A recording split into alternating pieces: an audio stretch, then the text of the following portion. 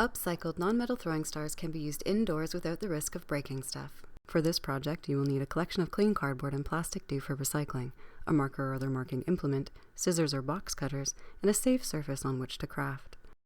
The first material I am working with is a plastic lid from a food container.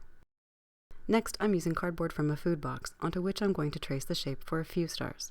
If you don't have a star to trace, draw a larger square and trim the cutout into a 4-pointed star. The bottom of the plastic cup can also be made into a small throwing star.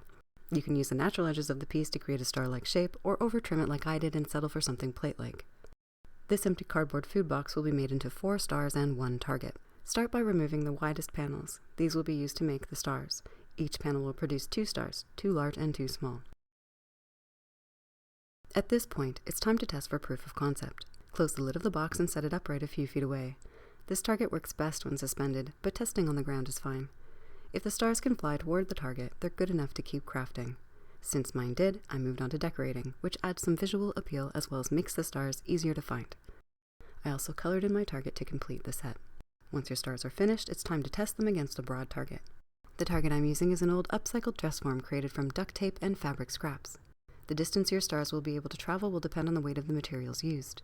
The stars I made function at a distance of 3 to 5 feet, but aren't flying as reliably as I want them to, so I'm going to add weight by taping a coin to the center of the larger stars. I'm also going to test a thick piece of leather that I've been using as a mouse pad.